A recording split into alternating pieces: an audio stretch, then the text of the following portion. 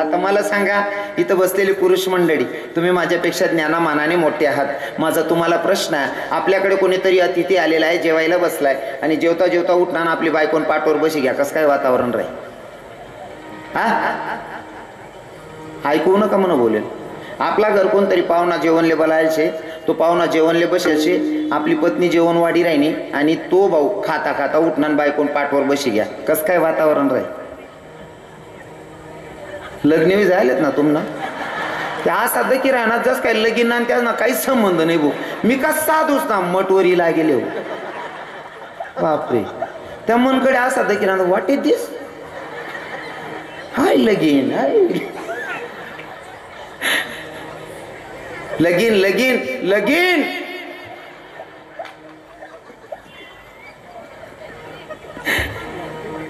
आपल्या घरी कोणीतरी अतिथी आलेला आहे, जेवायला बसलाय, जेवता जेवता आपल्याच बायकोच्या पाठीवर बसला, कसलं वातावरण राहील?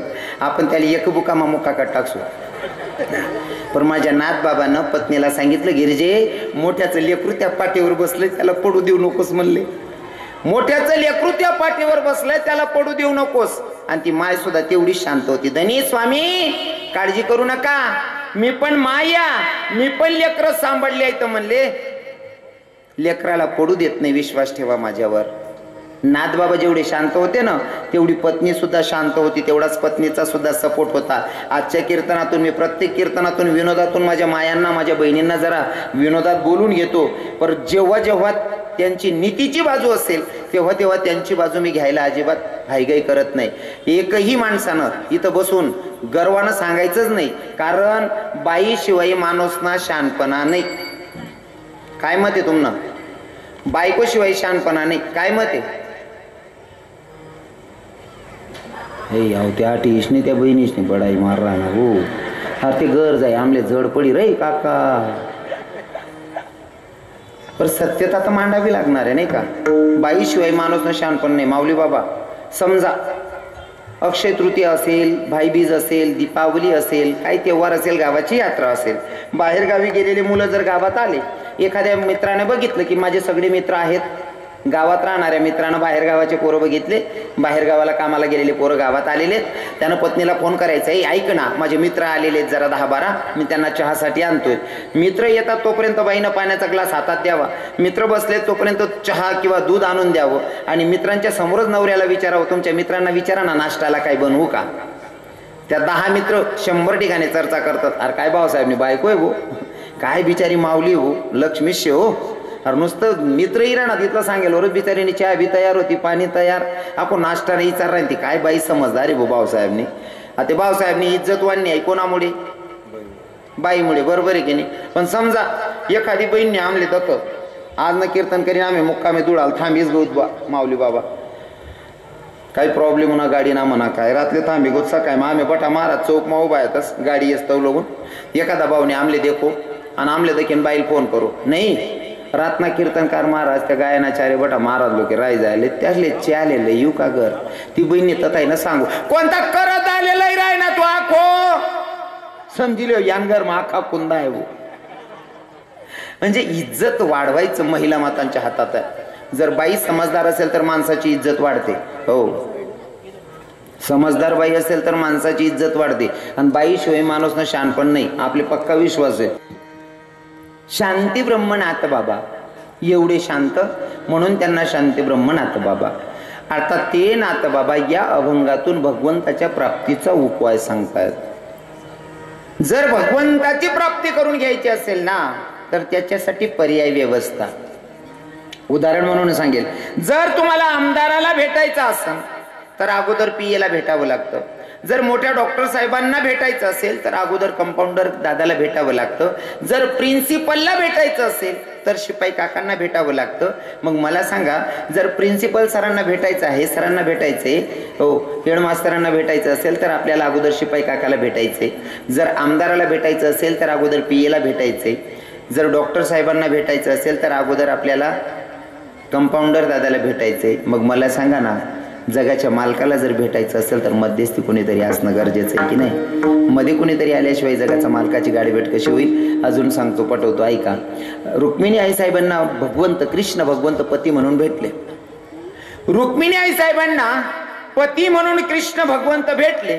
जरी रुक्मिणी आई साहेबांचं तप होतं, अंतकरणापासून देवाबद्दलची हाक होती, पण जोपर्यंत सुदेव नावाच्या ब्राह्मणानं चिठ्ठी द्वारकेपर्यंत सोडली नाही तोपर्यंत द्वारकेचा राजा पती म्हणून भेटला नाही. सांगायचं तात्पर्य एवढं, जर भगवंताची गाठभेट करून घ्यायची असेल तर मध्यस्थी संत असणं गरजेचं आहे. जोपर्यंत संत नाही तोपर्यंत भगवंताची प्राप्ती नाही. पण संताशिवाय भगवंताची प्राप्ती नाही. या पण संत ओळखायचे कसे?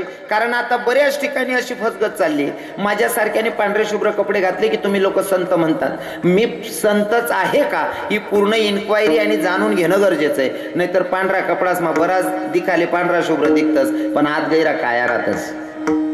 बरोबर आहे ना? हो, म्हणून तर आपल्या जुन्या लोकांच्या काही काही म्हणी आहेत ना, जे संतांनी लिहिले ना तशा म्हणी सुद्धा खऱ्या आहेत. बरं, हा दिसतं तसं नसतंय, दिसतं तसं नसतं म्हणून तर जग फसतं. विठ्ठल विठ्ठल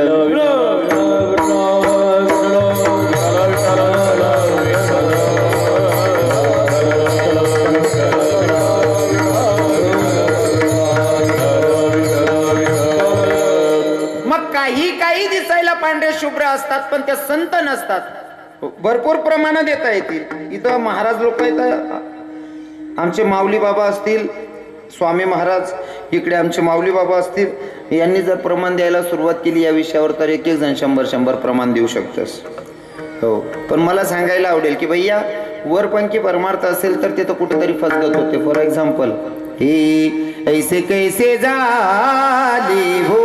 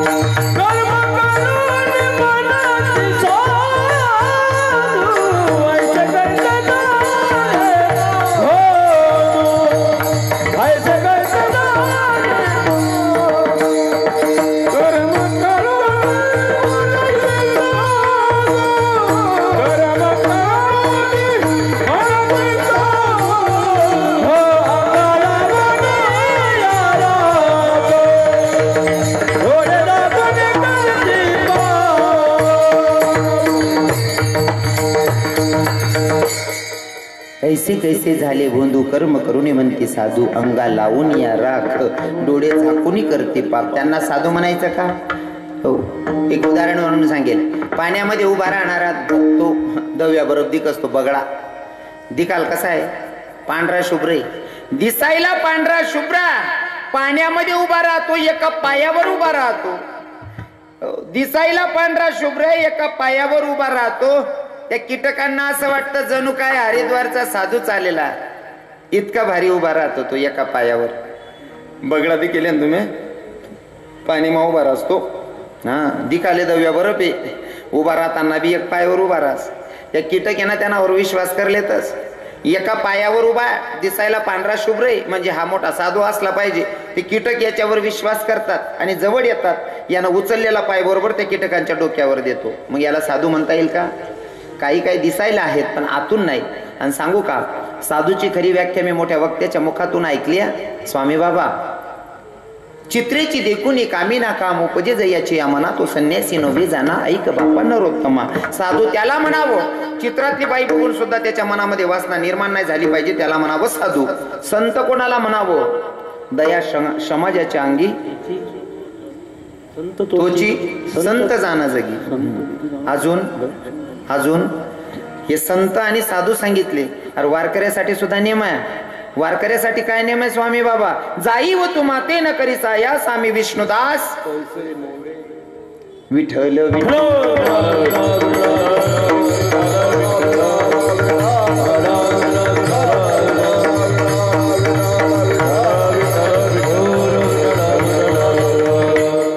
मग दिसायला पण खरा साधू नाही किंवा खरा संत नाही. आणि खरा संत जर आलाच आपल्या जीवनामध्ये तर आपली ओळखण्याची दृष्टी आहे का? कारण कधी कधी असं होतं मोटरसायकलवर जाणारा बहीण आणि भाऊ असतो, पण ज्याच्या नजरेत पाप असतं तर तो लफडावाला म्हणेन मी मोक्या जास विठ्ठल विठ्ठल.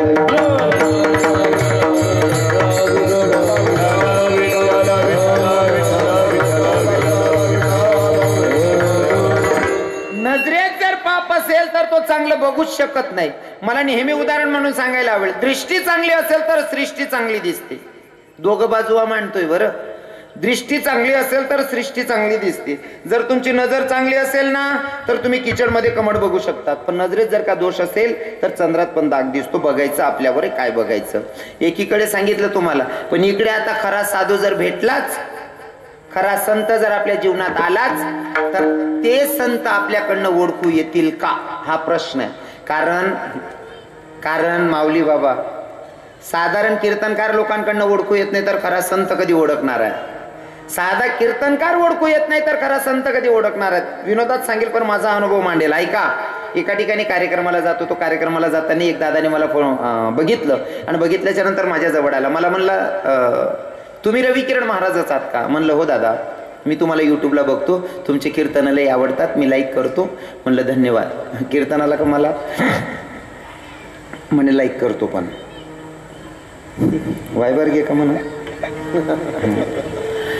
तुमचे कीर्तन मला आवडतात. म्हटलं ठीक आहे. म्हणे बाबा, माझे वडील वारले, वडिलांचं पुण्यतिथीचं वर्षश्राद्धाचं कीर्तन ठेवायचं आहे. म्हणलं हरकत नाही.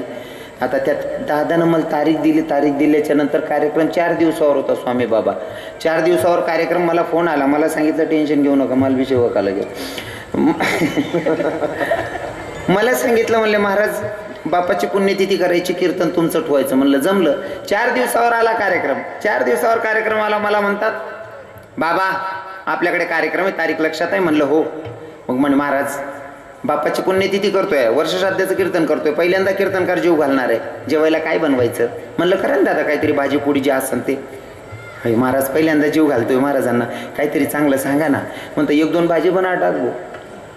हो महाराज चांगलं सांगा हो. म्हणतो बासुंदी पापडी बनव भाऊ, काही मटणी उसळ बिसळ बनाय टाक. त्याने म्हणे काहीतरी चांगलं सांगावं महाराज. मग तू नका पुतळा लवलो जीव करत. म्हणजे कीर्तनकार काय का आता साहेब इथून सुधरत नाही, बाणट सुरत नाल हो उलगेल वावर. आता मी त्याच्या गावाला गेलो. गेल्याच्या नंतर कोणाचं घर कुठे आपल्याला नवीन गेल्याच्या नंतर माहिती नसते. गावात गेलो तर खरी, पण गावात गेल्याच्या नंतर या माणसाचं घर कुठे आहे आता कोणाला विचारावं. एक उंच ओट्याचं घर होतं आणि एक आजी माई बसलेली होती. मला असं वाटलं आजीच्याकडे जातो, आजीलाच विचारतो अमक्या नावाचं व्यक्ती कुठं राहते म्हणून. मी गेलो आजीकडे गेलो ना आजीला विचारणारच, तोपर्यंत ती आजीनेच मला हाक मारली. म्हणे भाऊ आता आहे म्हणे. मला एवढं समाधान वाटलं. म्हणलं नक्की आजीच्या पोरानं तारीख दिली असावी राव. मी जवळ गो म्हणता आजीन घरच जायरा नव्हतं. आपण 250 कीर्तन आशान मारे जायरा ना तुम्ही जोडे गो. त्या आजी माली चारे म्हणे भाऊ. म्हणता काय माडी? म्हणे तू करम फुले कस का भाऊ? म्हणे हो म्हणा बाप. म्हणता रव्या हो चांगला फसेले रे भाऊ तू. म्हणता माडी तुला मी करम फुले इकणारा देखील राह ना. मी त्या म्हातारीकडे देखू काय मनकडे देखू कुठे चुकाय राह ना भाऊ. पण नेमकं चूक म्हणा मस्ता पण म्हणे बॅगच चुकी नव्हती बाबा. म्हणता बॅगले शिलगाव वायपा 8.5 करम फुले इकणारा म्हणतास लोके. मी दुसरी बॅगली नाही. आमना जुना कीर्तनकार लई फिरे ती बॅग शबनम बॅग में पेटा दोतर उपरनं ठेल होतं. बॅगलीच नाही. एसटीना प्रवास होई गया. मला नदीना पलीकडे जाणं होतं. मग नदीना कोपरे चाल राह तू दोताना काष्टावर उचल्या मन म्हणा चाल राह बॅगलीच नाही. एक भाऊ म्हशीले पाणी मार राह बेकार हुशार तुम्ही डायरेक्ट मायन्या कधी. एक भाऊ म्हशीले पाणी मार राह त्याने मनकडे देख माल म्हणे ए भाऊ मग शिलक रे तुका माल म्हशी बाजारणार समजी राय ना. आता विनोद वजा करायचा. मला तुम्हाला जीवनामध्ये जर सक्सेस व्हायचं असेल तर कोणाच्या नादी लागू नका. नावं ठेवणाऱ्यांना घाबरू नका. टिंगल करणाऱ्यांना लाजू नका. कारण त्यांचा धंदा आहे. नालायक लोकांच्यासाठी आपण स्वतःसाठी जगतच नाही. म्हणून लोकांची इच्छा पूर्ण करण्याच्या नादात लागू नका. कारण ज्यासले तुम्हाला मग कमी काढ आणि सवयशे ते तुम्हाला मग कमी काढतीनच. ज्यासले तुम्ही चालतात नाही त्यासना करता देव जरी बनी घ्यात तरी तुम्ही त्यासले चालणार. आणि ज्यासले आवडतच त्यासना जोडे चुकाय जरी घ्यात तरी त्या गुन्हा पोट मागालेच नाही तुम्हाला प्रेम करतील. मनीषीन ज्या नालायक घेत त्याच नाही करता आपण जगी नाही राहिनो. वेळ वाया घालानाच नाही. वायबारच नाही वर्षे वायबार वाहन नाही तरुण भावांना सांगतो, जीवनात जर सक्सेस व्हायचं असेल नावं ठेवणाऱ्यांच्या नादी लागायचं नाही. एखादा पोरगा जर काही करायला निघणार ना, बाकी ना गलिमान आजीतला नालायक राहतच ना, वयल सिटीनं वातावरण आहे, कदाचित त्याची मन भाषा समजावं नाही. अर्धला सुद्धा पोऱ्यांसारखा नातूसारखा लोक पुरुषी टिंगल करतच, बाकी ना 2 म्हातारा असा बसेल राहतच.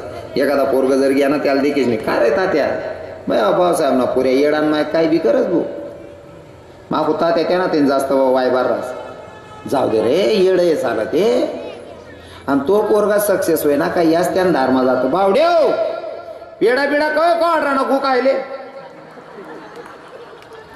तो काय कर राहता तो किडा पाड राहता आणि आता सक्सेस होई घ्या पेडा माग राहा ना, एक बुका मुका कटावजो. हा, जीवन जगायचं असेल ना, सक्सेस पर्यंत पोहोचायचं असेल ना, तर आजूबाजू बघायचं नाहीये. अजून दुसरं उदाहरण, हे लाईट लावतो आपण कशासाठी लावतो माऊली बाबा? लाईट कशासाठी लावतो आपण?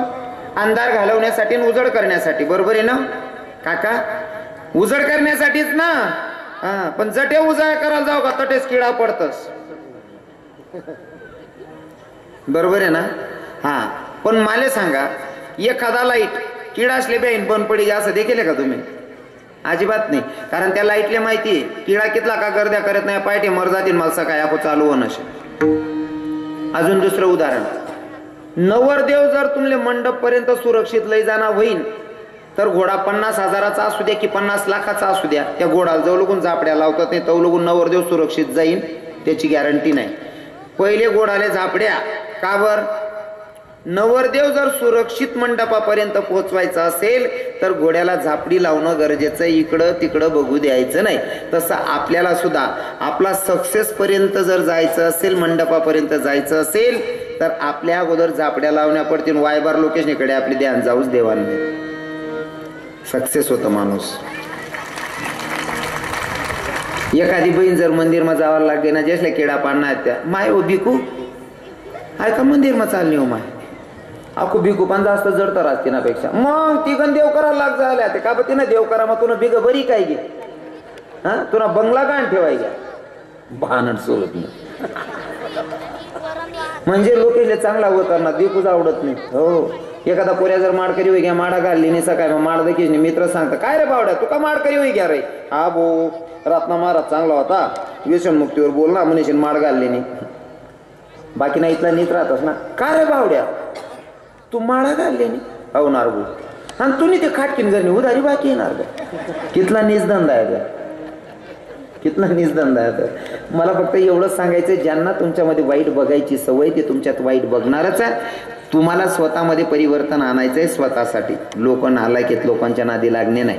हो, जीवनामध्ये सक्सेस व्हायचं असेल तर लोकांच्याकडे बघणंच द्या सोडून, नाही का? असो,